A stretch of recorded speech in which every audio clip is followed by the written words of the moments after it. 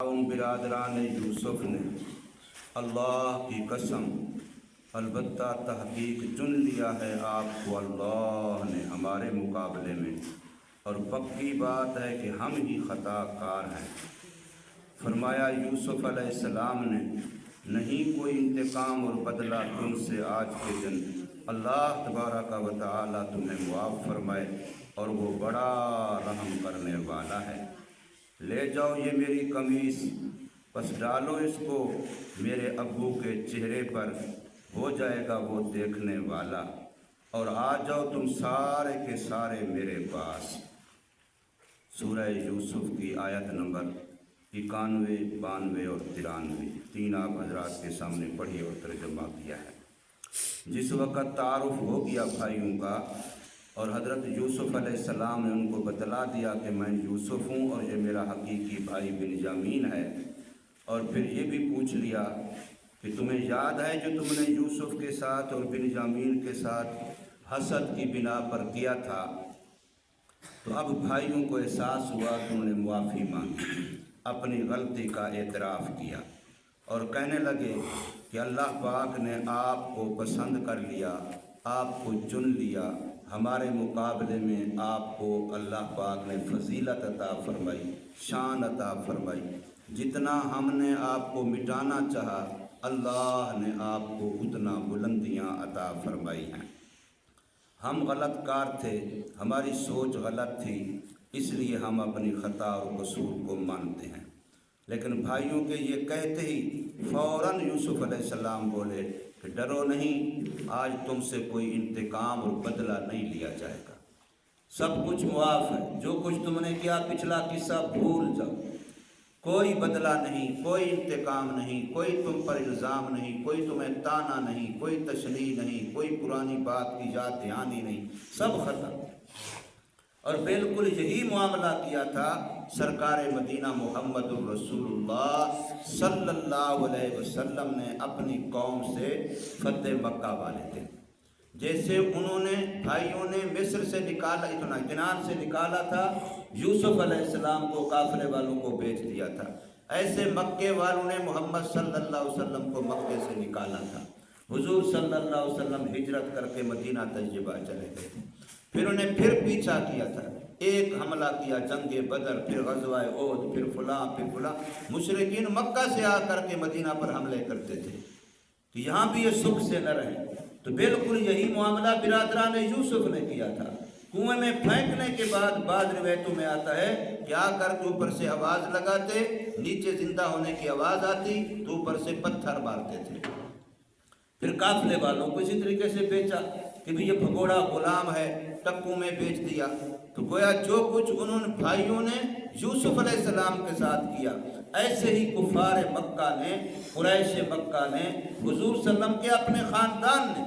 محمد صلی اللہ علیہ وسلم کے ساتھ وہی کیا۔ لیکن جب رسول اللہ صلی اللہ علیہ وسلم بھی فاتح بن کے مکہ میں آئے کھڑے ہیں، آج حضور جو چاہیں ان کو سزا دے سکتے ہیں، چاہے ان کو قتل کرا دیں، چاہے ان کو غلام بنا دیں، چاہے ان کو مکہ سے جلا وطن کر دیں، جو حضور چاہیں آج ایک ایک کافر کے ساتھ کر سکتے ہیں۔ لیکن میرے آقا نے فرمایا میں تمہیں وہی کہتا ہوں جو میرے بھائی یوسف نے اپنے بھائیوں کو کہا تھا، لا تثریب علیکم اليوم، مکے والوں تم نے مجھے ستایا، میرے صحابہ کو ستایا، میری بیٹیوں کو ستایا، میری بیویوں کو ستایا، لیکن میں تم سے کوئی انتقام اور بدلہ نہیں لیتا، سب پچھلا معاف ہے۔ صرف یوں معاف نہیں کیا، ابو سفیان اس وقت تک ابھی مسلمان نہیں ہوا تھا۔ حضور نے فرما دیا جس نے کتنی جنگوں میں میرے خلاف تمہاری قیادت کی ہے، تمہارا سرغنہ اور بڑا بن کے آیا ہے، آج جو ابو سفیان کے گھر میں کافر داخل ہو جائے اس کو بھی امان ہے، اس کی جان مال محفوظ ہے۔ تو اس لیے یہاں حضرت یوسف علیہ السلام نے بھائیوں کو کہا لا تثریب علیکم اليوم، تم پر کوئی الزام نہیں، کوئی انتقام نہیں، کوئی بدلہ نہیں، کوئی سزا نہیں، سب کو بغیر کہ تمہارے معافی مانگنے کے تمہیں معاف ہے، کوئی شرط بھی نہیں ہے، غیر مشروط طور پر سب کے لیے معافی کا اعلان۔ پھر آگے اللہ سے درخواست کرتی یغفر اللہ لکم، اللہ بھی تمہیں معاف کر دے، میں نے بھی تمہیں معاف کر دیا، اللہ بھی تمہیں معاف کر دے۔ حالانکہ انہوں نے کہا نہیں ہے کہ آپ اللہ سے ہمارے لیے دعا کریں، بھائیوں نے کہا نہیں، بغیر کہے یوسف علیہ السلام نے اپنے بھائیوں کے لیے اللہ سے بھی درخواست کر دی کہ یا اللہ تو ان کو معاف فرما دے، اور ساتھ فرمائے ہوگا ارحم الراحمین، اس سے بڑا رحم کرنے والا تو ہے ہی کوئی نہیں، وہ اتنا رحیم اور کریم ہے کہ اس کی رحمت تو بندے کے انتظار میں ہے۔ اب بھائیوں نے چونکہ بتایا تھا کہ ابو کی کیفیت یہ ہے، اس کے خط سے بھی ظاہر ہوا تھا کہ میں رو رو کے نابینا ہو گیا ہوں، کمزور ہو گیا ہوں، بڑھاپا آ گیا ہے۔ اب ابو کی کیفیت بھی بتائی تھی تو حضرت یوسف علیہ السلام نے فرمایا یہ میرا کرتا ہے، یہ میری قمیص ہے، یہ ساتھ لیتے جاؤ، یہ ابو کے چہرے پہ لگاؤ گے تو وہ جو رو رو کے نابینا ہو گیا ہے اللہ اس کو دوبارہ بینا کر دے، اور پھر ابو کو بینائی کی حالت میں اور باقی سارے اہل خانہ کو، جتنے تمہارا خاندان بن چکا ہے ان سب کو لے کر کے میرے پاس آ جاؤ، اب تمہاری رہائش کا انتظام بھی میں کروں گا، تمہاری خوراک کا انتظام بھی میں کروں گا، جو تم کل کہہ رہے تھے کہ ہم کماتے ہیں ہم گھر چلاتے ہیں، آج میں تمہیں کھلاؤں گا۔ یہ کیسا عجیب حسن اخلاق ہے۔ اور پھر علماء نے یہاں عجیب عجیب نکتے لکھے ہیں، فرمایا ذرا غور کر، انسان کسی نعمت پہ اتراتا ہے نا، اکڑتا ہے تو اللہ اسی کو اس کے لیے سزا کا ذریعہ بنا دیتا ہے۔ فرعون اکڑا تھا، دیکھتے نہیں ہو میرا محل، میرا مکان، میری کوٹھی، میرا بنگلہ، اس کے نیچے نہریں بہ رہی ہیں، یہی تو جنت کی تعریف آتی ہے کہ جنتیوں کے مکانوں کے نیچے نہریں بہتی ہوں گی، تو دیکھتے نہیں ہو میرے مکان کو، میرے مکان کے نیچے سے نہریں بہ رہی، یہ تو میری جنت ہے۔ تو اللہ نے اسی نہر میں اس کو ڈبو کے مارا، جس پر وہ اترا رہا تھا، جس پر وہ اکڑ رہا تھا، اللہ نے وہی گردن مروڑ کے اسی پانی میں اس کو ڈبکیاں دے کے مارا۔ وہ قارون جو دولت پہ ناز کر رہا تھا، سکوں اور پیسوں ٹکوں اور سونے چاندی پہ ناز کر رہا تھا، تو اللہ نے خزانے سمیت زمین میں دھنسا دی۔ اور یہاں کیا ہوا کہ حضرت یعقوب علیہ السلام کو تکلیف کس سے پہنچی تھی؟ جب بیٹے خون آلود قمیص لے کے آئے تھے، بیٹے جس وقت خون بھرا کرتا لے کے آئے تھے کہ جی بھائی کو بھیڑیا کھا گیا، یہ دیکھو خون لگا ہوا ہے، تو اس کرتے کی وجہ سے ان کو تکلیف ہوئی تھی، آج وہی کرتا آیا، ان کی بینائی واپس آ گئی۔ جو سبب بنا تھا تکلیف اور دکھ کا، آج اللہ نے اسی کو راحت کا سبب و ذریعہ بنا دیا تھا۔ حضرت یوسف علیہ السلام سے بھائیوں نے حسد کیوں کیا تھا؟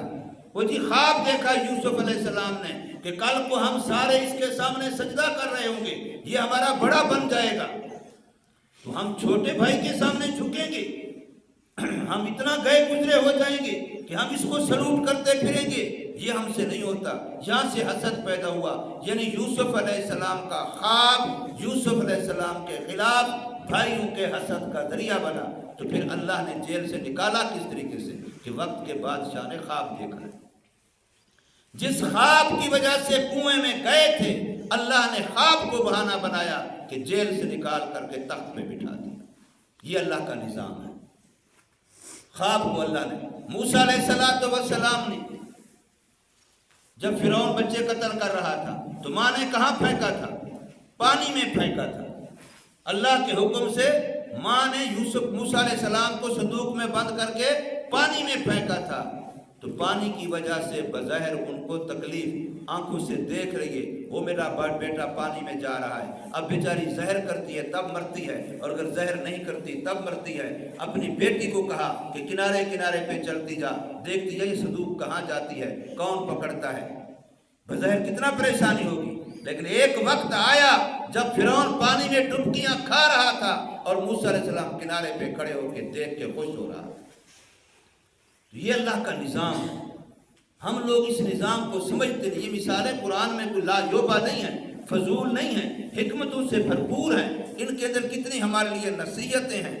اپنی جوانی پہ ناز نہ کر، اپنے مال پہ ناز نہ کر، اپنے علم پہ ناز نہ کر، اپنی نیکی پہ بھی ناز نہ کر۔ اگر 4 سجدوں کی توفیق مل گئی ہے تو اس پہ ناز نہ کر۔ تو فرمایا کہ قالو کہنے لگے برادران یوسف، تاللہ اللہ کی قسم، لقد آثرک اللہ، پکی بات ہے کہ اللہ نے آپ کو چن لیا، ترجیح دے دی، ہم پر فضیلت دے دی، علینا وَإِن كُنَّا لَخَاطِئِينَ، پکی بات ہے کہ خطا کار ہم ہیں۔ قال، فرمایا یوسف علیہ السلام نے، لا تثریب علیکم اليوم، آج کے دن تم سے کوئی بدلہ، کوئی انتقام، کوئی تمہارے ذمے عیب تان و تشریح نہیں ہوگی۔ یغفر اللہ لکم، اللہ پاک تمہیں بخش دے، وَهُوَ أَرْحَمُ الرَّاحِمِينَ، اور وہ سب رحم کرنے والوں سے زیادہ اور بڑا رحم کرنے والا ہے۔ اذهبوا بقمیصی ھذا، بعض روایتوں میں آتا ہے تبرک، انسان سوچے اس سے کہ برکت کا کتنا، یہ جو قمیص تھی، یہ قمیص وہ تھی جب ابراہیم علیہ السلام کو ابنا نمرود نے ننگا کر کے آگ کے چولہے میں ڈالا تھا۔ ابراہیم علیہ السلام کا لباس اتار کے آگ کے چولہے میں ان کو جب نمرودی حکومت نے ڈالا تھا، تو اس وقت جنت سے جبرائیل علیہ السلام قمیص لے کے آئے تھے جو حضرت ابراہیم علیہ السلام کو پہنائی تھی، اور اس کی برکت سے جب وہ آگ میں رہے تو آگ گلزار بن گئی، آگ ان کے لیے گلزار بنی رہی، آگ کے اندر ان کو تکلیف نہیں ہوئی۔ وہی قمیص آج حضرت کس وقت بھائیوں نے وہ قمیص لے کر کے یوسف علیہ السلام کی اتاری اور خون سے آلودہ کی اور باپ کے پاس لے، یہ دیکھو یہ قمیص ہے۔ تو اس وقت یوسف علیہ السلام کے پاس یہی قمیص متبادل تھی، اور بعض روایتوں میں آتا ہے کہ برکت کے لیے تبرک کے طور پر اس کپڑے کو اکٹھا کر کے جیسے تویز بناتا ہے، ایسے یعقوب علیہ السلام نے اپنے بیٹے یوسف کے گلے میں ڈالی ہوئی تھی۔ اب بھائیوں نے وہ قمیص تو اتار لی، خون آلود کر لی جو پہنی ہوئی تھی، لیکن جو تویز کے طور پر قمیص تھی، کپڑا تھا، وہ نہیں اتارا۔ تو جب ان کو کنویں میں پھینک دیا تو اب وہی کھول کر کے تویز والا یوسف علیہ السلام نے پہنا، وہی یوسف علیہ السلام کے پاس تھا۔ اب وہی کپڑا یوسف علیہ السلام نے بھیجا تھا ابو کی طرف کہ اس کپڑے کے اندر یہ اثرات جنتی کپڑا ہے۔ اور پھر کتنے واقعات ہیں یہاں اس آیت کے تحت علماء نے لکھے ہیں رسول اللہ صلی اللہ علیہ وسلم کی برکت کے، کہ آپ کی تھوک میں کیا برکت تھی، آپ کے لعاب میں کیا برکت تھی، آپ صلی اللہ علیہ وسلم کے پسینے میں کیا برکت تھی، آپ صلی اللہ علیہ وسلم کے لباس میں کیا برکت تھی، حضور جہاں بیٹھے اٹھے اس جگہ میں کیا برکت تھی، حضور نے جو سواری استعمال کی اس میں کیا برکت تھی۔ یعنی کتنے واقعات ہیں کہ صرف نیک بندے کے ساتھ مس ہونے کی وجہ سے اس چیز میں بھی برکت آ گئی ہے۔ تو فرمایا کہ اذهبوا بقمیصی ھذا، لے جاؤ میری یہ قمیص، یہ کرتا، فالقوه علی وجه ابی، تو اس کو ڈالو میرے ابو کے چہرے پر، یأت بصیرا، وہ آ جائے گا میرے پاس اس حال میں کہ بینا ہوگا، واتونی، اور لے آؤ تو میرے پاس باہل قوم، اپنے گھر والوں کو اجمعین، سب کے سب، کوئی چھوٹا بڑا مرد عورت وہاں نہ چھوڑو، سارے آ جاؤ۔ اب ذرا غور کرو، سوال کیا تھا سورۃ یوسف سے پہلے مشرکین کا حضور صلی اللہ علیہ وسلم سے، یہ بتاؤ کہ آخر کنعان میں رہنے والے، شام میں رہنے والے بنی اسرائیل وہ مصر کیسے پہنچ گئے، عرب کیسے پہنچے؟ تو وہ اجمی، شام تو عجم ہے، تو اجمی لوگ بنی اسرائیل عجم کے رہنے والے، کنعان کے رہنے والے، شام کے رہنے والے، وہ مصر کے بادشاہ کیسے بن گئے، مصر میں کیسے پہنچ گئے؟ جو موسیٰ علیہ السلام مصر میں، عیسیٰ علیہ السلام مصر میں، یہ مصر میں کیسے پہنچ گئے؟ یہ سوال کیا تھا مشرکین مکہ نے یہودیوں کے سمجھانے پر محمد کریم صلی اللہ علیہ وسلم سے۔ اس سوال کے جواب میں یہ صورت نازل ہوئی۔ تو اب اس پس منظر میں یہ خاندان یعقوب یہ مصر، شام سے مصر آ رہا ہے۔ تو مصر پہنچنے کے بعد ان کے ساتھ جو استقبال ہوا اور جو ان کو خوشی ہوئی اور اس کے بعد وہاں کی رہائش ملی، تو یہ سارا تذکرہ آگے آ کر کے ایک رکوع باقی ہے، تقریباً 1.5 رکوع، اس کے بعد یہ صورت ختم ہو جائے گی۔ تو اس قصے کو اللہ نے احسن القصص کہا ہے۔ اس میں اتنی عبرتیں ہیں، انسان اگر غور کرے سوچے حد سے زیادہ، قدم قدم پہ نصیحت ملتی ہے۔ اللہ پاک ہمیں سمجھ نصیب فرمائے، عمل کی توفیق۔